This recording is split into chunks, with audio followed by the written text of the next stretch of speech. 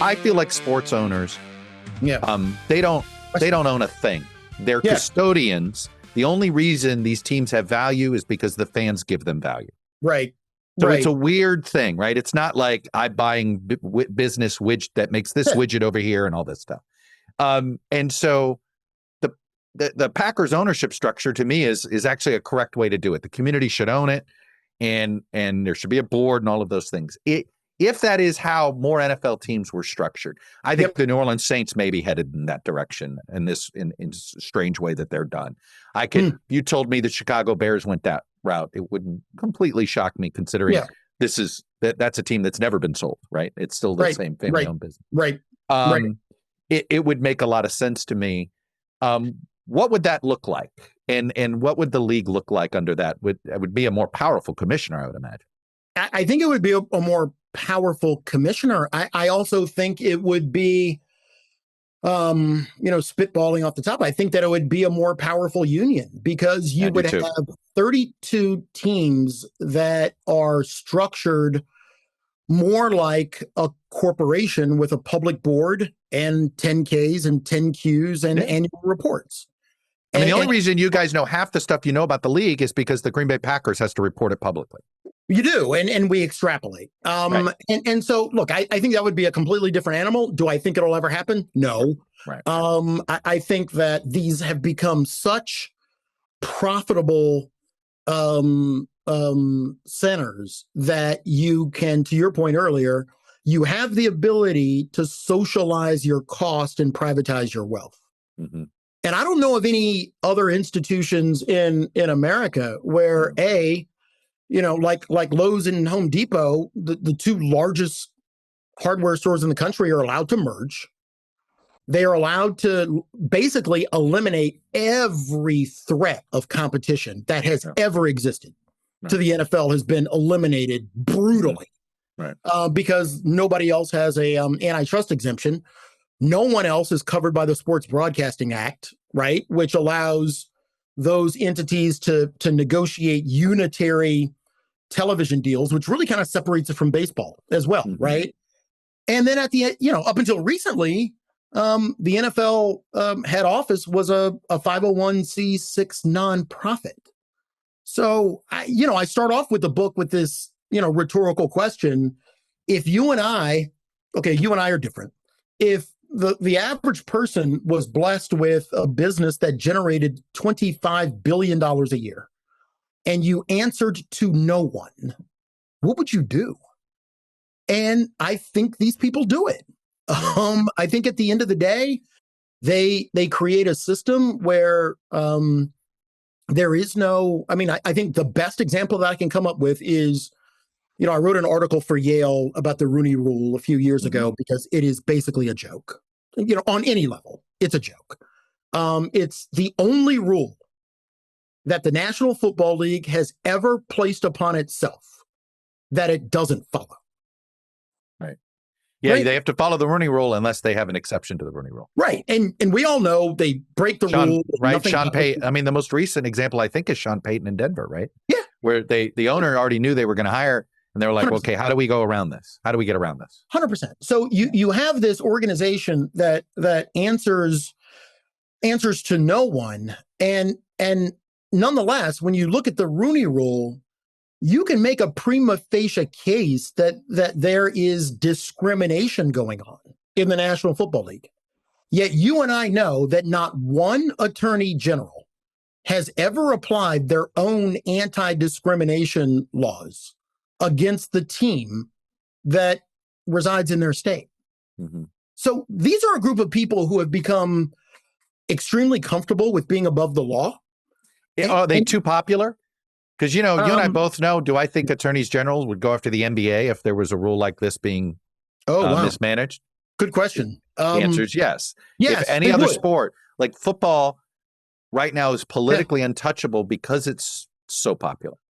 Well, it's so untouchable and it's so popular that, taxpayers in upstate New York were paying more for an owner's stadium than they were supplying to their local public schools. That's That's crazy, right? So the NFL's nonprofit status, right? Yeah. And nonprofit Which they gave up, by the way. So it's completely given up. So does that mean how much revenue were they hiding? Oh, who knows? Because the reason they gave it up is for years they weren't complying with the LM2s and LM30s that you have to file for a non-public, for a nonprofit organization. So, it could be literally, Chuck, it could have been hundreds of millions of dollars, because if you're pushing money into the league office and paying out expenses, you're just making the teams appear to have spent more, so that their tax burden is lower. Right. So, who knows? I mean, I think the real reason that they gave up the nonprofit status is, I think they really got tired of me going around the country and saying that they were a nonprofit. I think that absolutely just made them lose their minds. But at the same time, you know what you have to do if you're a nonprofit? You have to publicize the earnings and the salary and the compensation of not only the commissioner, but everybody else who works for the league office. And they got tired of their income. Well, I'll give you one more. At least going back to some of the earlier days that preceded me, I think it might have been a grievance that we had filed. I can't quite remember whether it was somebody who told me or we ended up reading about it somewhere, but there were people in the league office who were getting warrants for, I think it was Reebok stock. So things that were connected to the deals that they were doing. So, if you do that, you have to report that as well. And what went out with the nonprofit status was any obligation of anybody in the league office reporting salary or other compensation, alternative compensation, like stock options and things like that. So one of the explanations that's always been given over the years as to why the NFL players don't have the guaranteed contracts, and why NFL players have sort of quote unquote folded sooner than the baseball players did, is the lifespan of an NFL player earnings potential is so short that, that player that's only going to be making money for, can't afford to lose a year of that's a third of their for some of them, that's a third of their professional career suddenly out the window. And it's, to me, been one of the explanations. And is that the reason? I mean, is it that just each team is too big? What's your sense? I think the reason is, I think looking back now, I think psychologically, I don't know of another sport that is psychologically more militaristic than the National Football League. I think it's almost like it's your duty to accept the premise, come on, private grunt, offensive lineman grunt. It's just I find it different. So I'm not saying that's the only reason. It's a collection of reasons, but it's a less individualistic sport. 100%. That's for sure. Right. Both baseball and it's why I love football. I think it teaches teamwork. I think it's such an essential tool for teenagers to learn that, hey, it takes 11 people rowing in the same direction to succeed at something. 100%. And look, that's why I love football. I think that it's that. I think it's the sort of quasi-militaristic spirit about it. I think that I think history has a lot to do with it. You had failed strikes in the 80s and in the early 90s.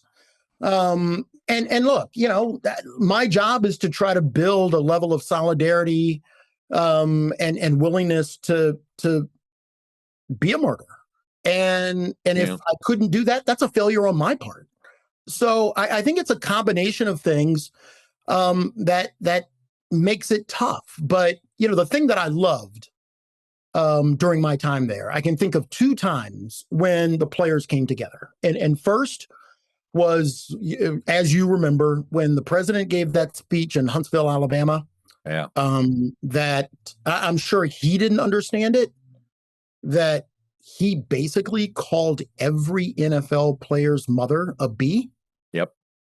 And in a football culture, the other place that you love that locker room mentality is you can say a lot of things, but you go down the mother is a B word, and everybody is about to get hands laid on them. That's just my culture, and that's their culture. Well, that's the same military culture, but the other way. Like, whoa, my band of brothers. Oh, no. Right. And that entire weekend, including that Monday night, when the Dallas Cowboys and Jerry Jones knelt, that was a show of solidarity. Well, that was Jerry Jones taking the temperature of his own locker room. 1,000% of either being on the train or in front of the train.